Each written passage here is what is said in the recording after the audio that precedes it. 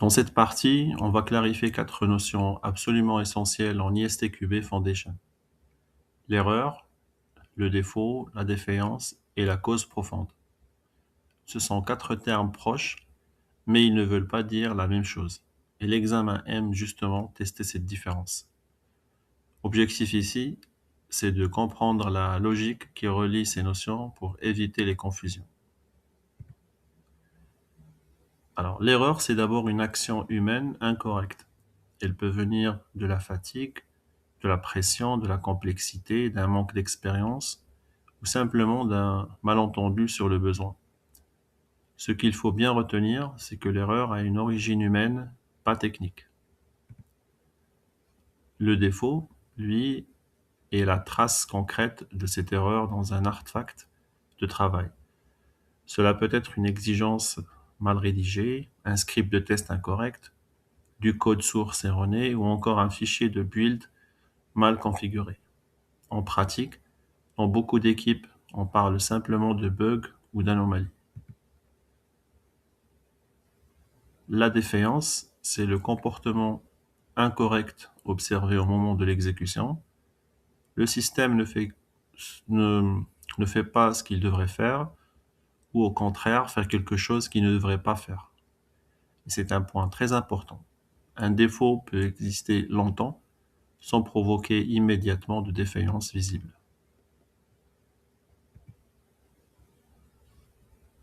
Alors ici, la cause profonde, c'est la raison fondamentale qui explique pourquoi le problème a pu apparaître. Ce n'est pas juste l'erreur constatée, mais ce qui l'a rendu possible comme un processus fiable. Euh, une mauvaise communication ou une pression excessive sur les délais. Chercher la cause profonde, c'est chercher à éviter la répétition du problème. La chaîne logique à mémoriser pour l'examen est simple. Erreur humaine, puis défaut, puis défaillance. L'erreur vient d'une personne, cette erreur introduit un défaut dans un artefact, puis ce défaut peut provoquer une défaillance lorsqu'il est exécuté dans certaines conditions. Cette chaîne est vraiment la base de compréhension de cette partie. Un défaut ne provoque pas toujours une défaillance. Certains défauts sont systématiques et se manifestent dès qu'on les exécute, alors que d'autres sont conditionnels et n'apparaissent que dans des cas bien précis. D'autres encore peuvent rester latents très longtemps, ce qui explique pourquoi certains problèmes n'apparaissent qu'en production. Prenons un exemple très simple. Un développeur fait un copier-coller et laisse un signe plus à la place d'un signe multiplié. L'erreur humaine, c'est le mauvais copier-coller. Le défaut, c'est l'opérateur incorrect dans le code.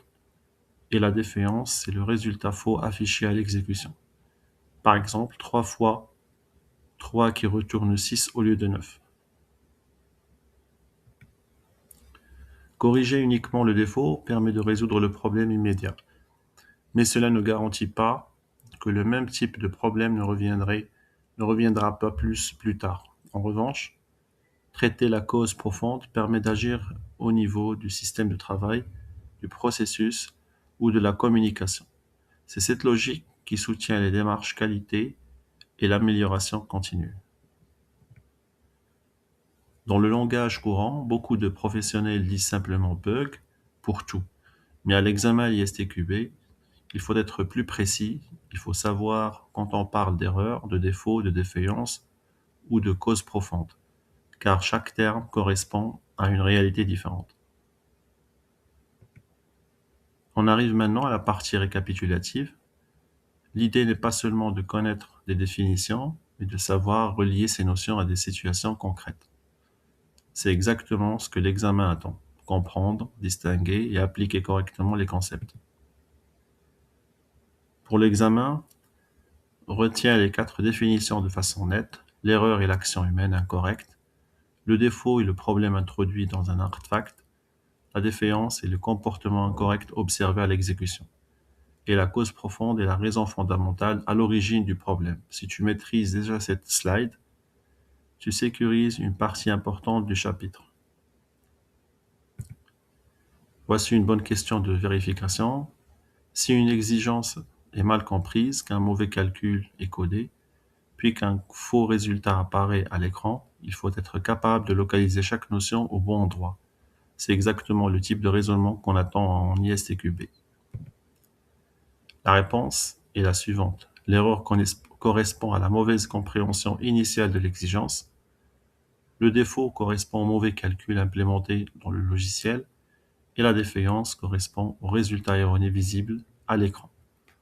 Ce raisonnement montre bien la chaîne logique complète.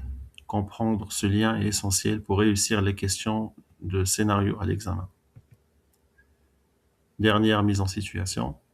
Si un champ accepte une valeur interdite, corriger le contrôle du champ permet de traiter le défaut visible. Mais si on cherche pourquoi la règle métier a été mal comprise ou mal transmise, alors on travaille sur la cause profonde. Et c'est cela qui permet réellement de progresser plus durablement.